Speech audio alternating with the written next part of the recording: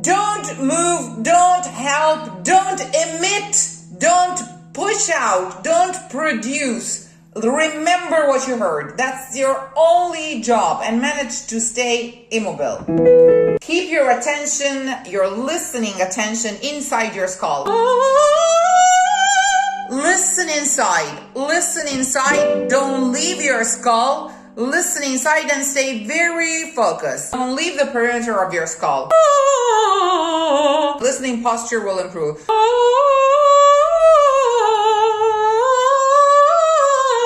That's very disorienting for the ear. Stay in there. If you don't freeze frame yourself, you will never learn if what you did to prepare for the sound was right or wrong. So, ready, set. Use the set to just stop. Even if you didn't breathe, if you breathed poorly, if you know that you are in the wrong position, really stop. And don't move when you're singing. Witness what your body does in those conditions. Even out of the blue, I didn't have time to prepare. Top, wherever I am, with no breath, barely any breath in me.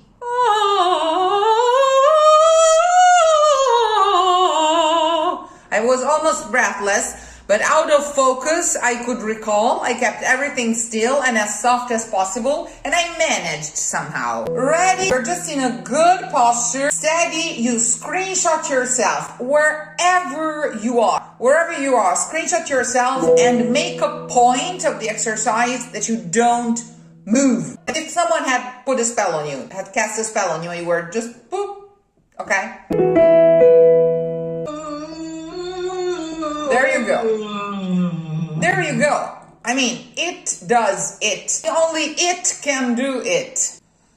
Okay? It knows best. You have to learn, you have to witness. There's a joy in singing, is that of witnessing what the body does to incorporate the musical idea, the process. Okay? Of course, one panics because, you know, if I don't do it, who's gonna do it? It's gonna do it. It's gonna do it. It is gonna do it. I mean, of course you are doing it, because if you just remember precisely and if you benefit of the quality of your musical memory, of your musical thought, it's gonna do it for you. But you have to learn from the body. You don't teach your heart how to beat. You do not impose. You give it goals. Like, you can tell your body, look, I want to run this length in a shorter time.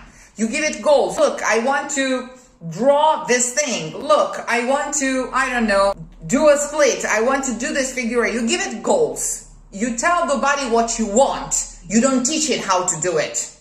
That's the rule. You don't command organs, you express wishes. Of course, if instead of panicking while observing and enjoying the creative process of singing, because there's a creative process of singing, that's what it is, you start noticing very fine adjustments you can make in order to let this happen even more easily, more freely. And that's where your, you know, free will really makes a difference.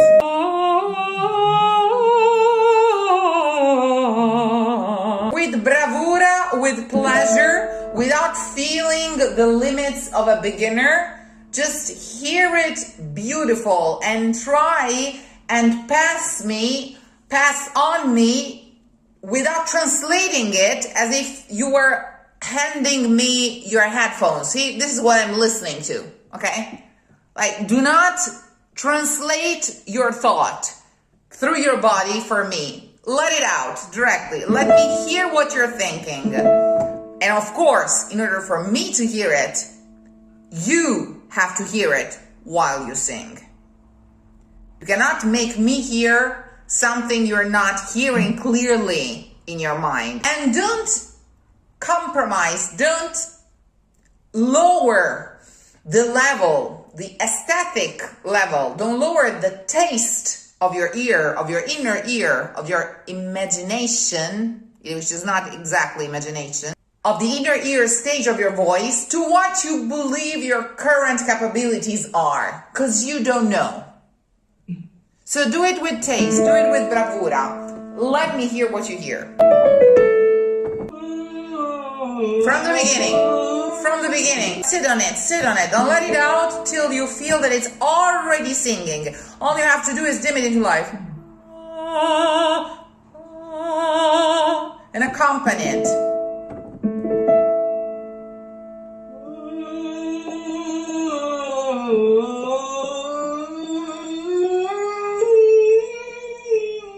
Giusto, that's correct. The position is correct. Now what you need, because we are quite high here, what you need is a more resistant appoggio in order not to make that step into the falsetto so obvious. So all you have to do is acknowledge the fact that as the frequency rises, the weight to counterweight for the body increases. So going towards high notes, you go towards heavier notes. It's as if you were holding something that as you hold it, grows in weight. Let me finish. Acknowledge the fact that it's growing in weight, as if you were holding a newborn that as you hold it, one note after the other grows heavier. Not bigger, not more cumbersome, but heavier. Like as if its specific weight was increasing. As if you were holding something that at the bottom of the scale is made of, I don't know, polyester, and at the top of the scale is made of lead. It looks the same, doesn't weigh the same. So prepare your body for an increasing counterweight, okay? The note is the kite, and you are the person, you are the anchor of this kite. When the frequency increases, when the wind gets stronger, you have to resist harder. You don't have to pull, otherwise it'll tear, or it'll I don't know, it'll twist and tear or something. You just have to resist.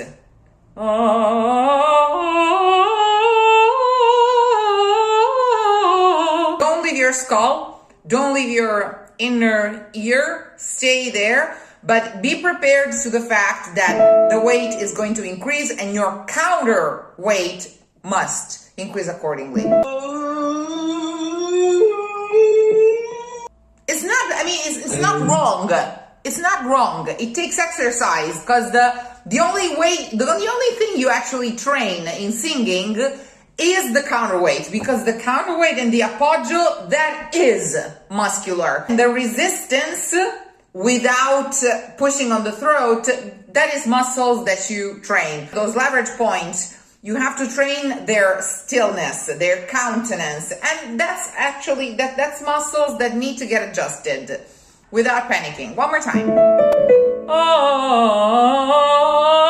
if you want to keep the status quo, if you want to really keep that screenshot faithful, what needs to happen?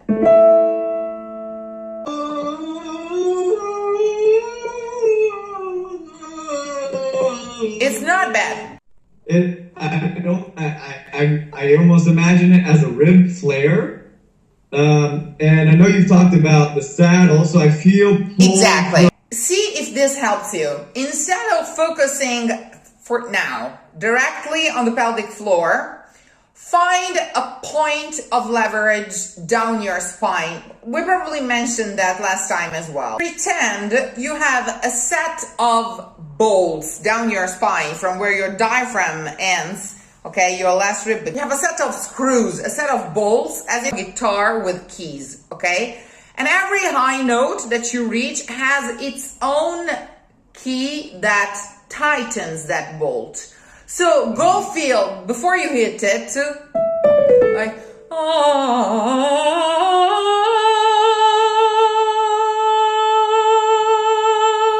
long times. Just sit there, linger for as long as you can.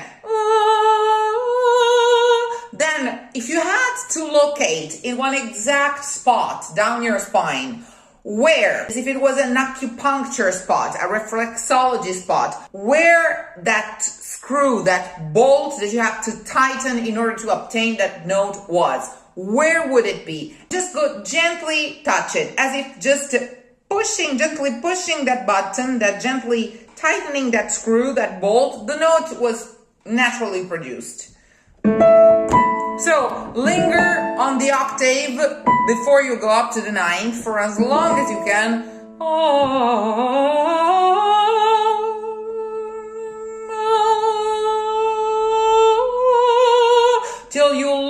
activate a very specific point in your spine.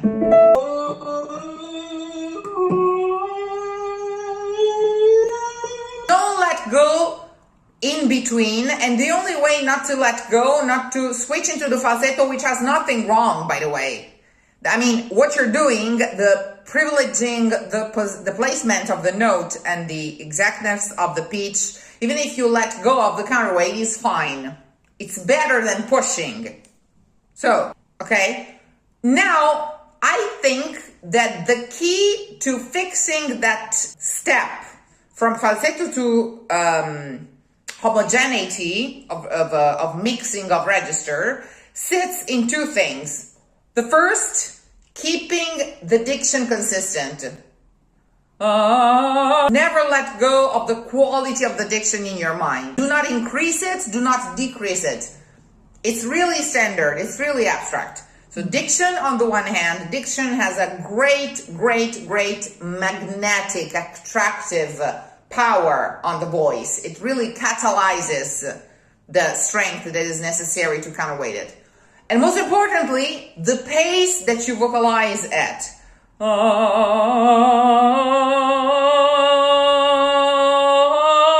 When you feel that you've reached the point where the larynx is about to give in, increase the appoggio, because if the larynx gives in and you go into falsetto, it's best if you do. You will stop doing that when the larynx will be relaxed because the appoggio has increased down there.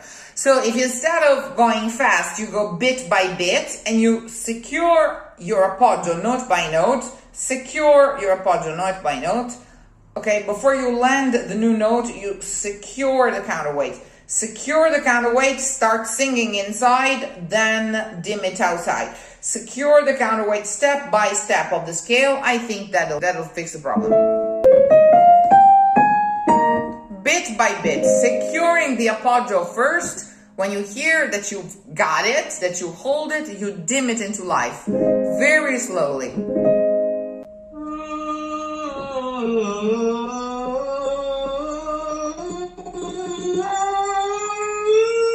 There you go. Correct. Okay?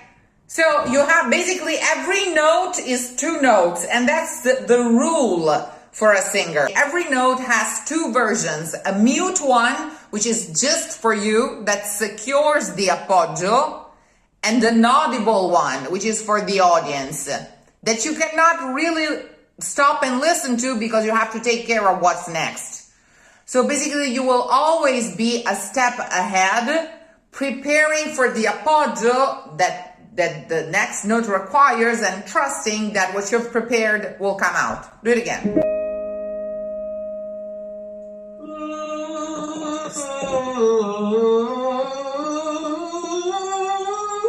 No, secure the preview. Slower, more step by step. And secure that mute step that happens in your inner ear with the relative calibration and counterweight while I am still listening to the previous note. You are already singing, technically singing, resounding with and within the next note.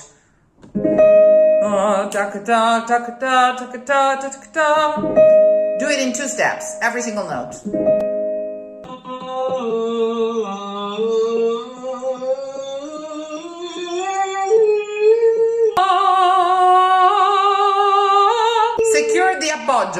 Secure the appoggio. Simulate the counterweight you need. Tuck. Don't let it do whatever it wants.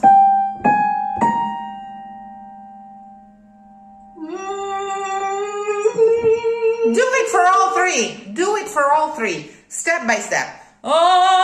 Secure the appoggio. Secure the appoggio. It takes a time.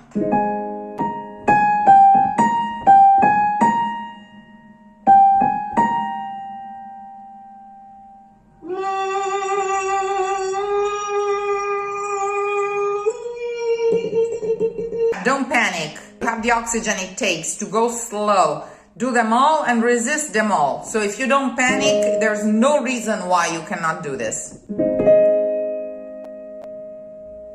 Every note is 2 steps. Every note is 2 notes. And the most important one is the first one, the one you counterweight in yourself and simulate mute in yourself. There's a stretch almost here. I can expand my ribs. I'm trying different things as we're going along. It's like a squeeze that gets rid of my breath. There's a tension that I don't necessarily know where to place. I guess is a better in your spine, and that squeeze you feel is panic. It's pure panic. In the spine, the physical place to go place the tension is the spine.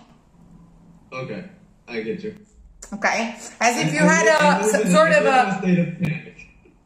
It's subconscious, but because you're doing something hard, you don't know how to do it. You have time to feel all these things, whereas you should, as if you had a busto, I don't know, a corset, you know, that you were tightening and tightening and you know, when they used to tighten them, they did that slowly, tuck and then tuck and then tuck, one hole after another, one pull after another. I have the feeling of stretching the rib cage open, like the solar plexus open. It's fine, but that's not what you should be focusing about.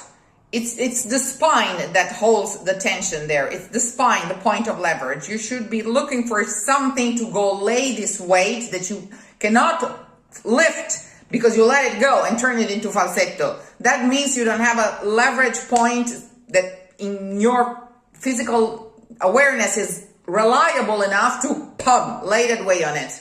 That's what appoggio means, laying a weight on something. Intuitively, it has to be on the back. You have to go pop. Not neither. I mean, there has to be something there that literally the statues of marble, the statues of bronze, when they have structures, they always have something that keeps them up, you know, here. So find that bolt, find that spot, and it has to feel reliable. When you will physically acknowledge that you have a point, like Descartes used to say, you will lift the world upon it. You have to find that point, and it's not in the front part of your body, it's on the back part. Weight from. You would never lift a weight from your abdominals, or you will always rely on the back.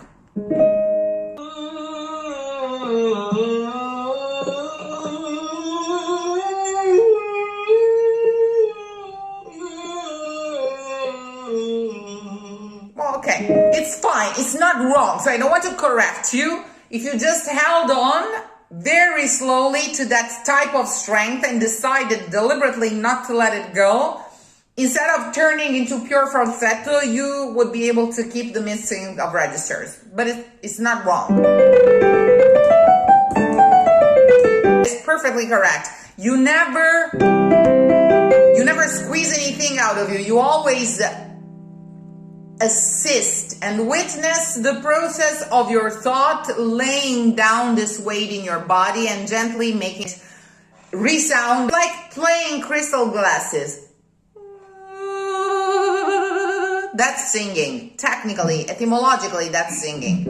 A vibration that from the thought descends from the body, and you witness it and let it do its job.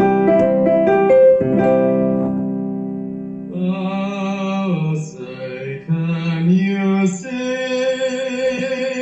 by the dawn's early light? Keep going. What's a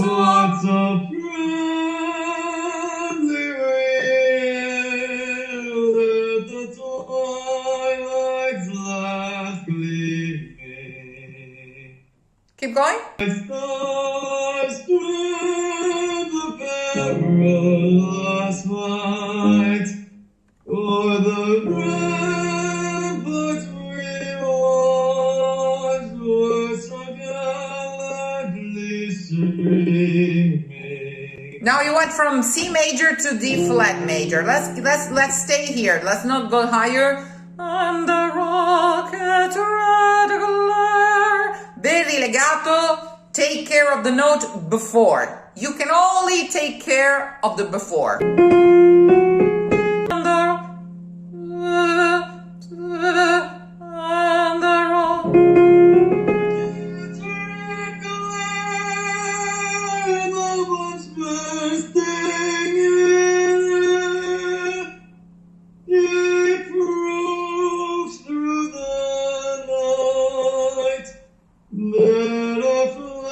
Was still there. Correct. Oh, say does that star spangled banner yet wave? Grab your spine. Land of the free. And the brave. Now, one top to bottom, really cool, really cool. Keep your cool. As if it was very low but very heavy, as if you were walking in the mud. So every step is really bah. Bah.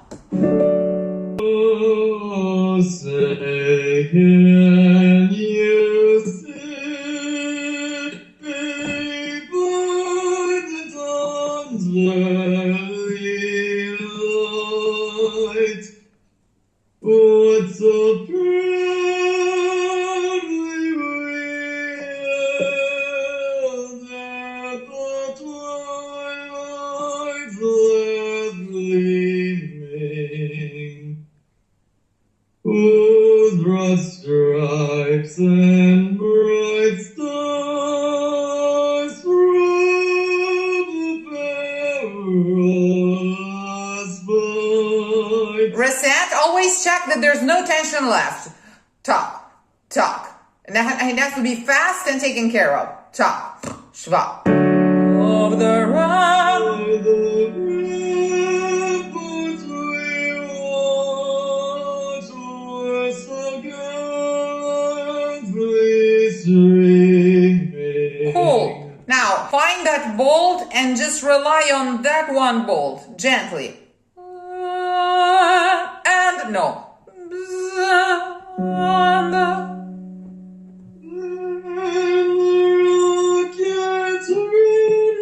Don't do it. Keep the tightening. And the rockets red glare. It doesn't make a difference if it doesn't in your mind. There's no da, da, da, da.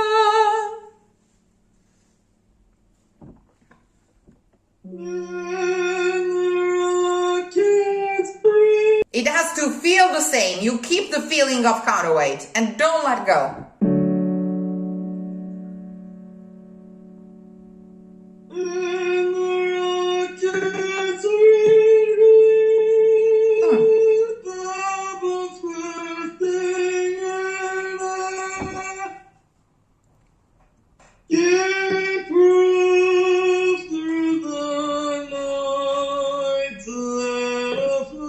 Was still there.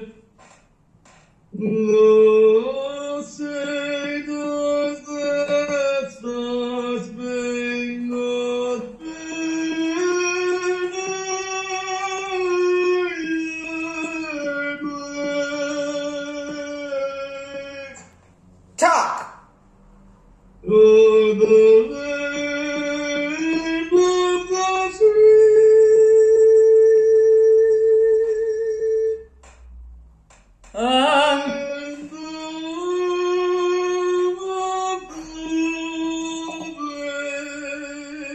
Good job. I have to run because I'm late for my next coaching. We'll speak in a bit and I'll send you the session as well. Good job. All right. Thank you so much.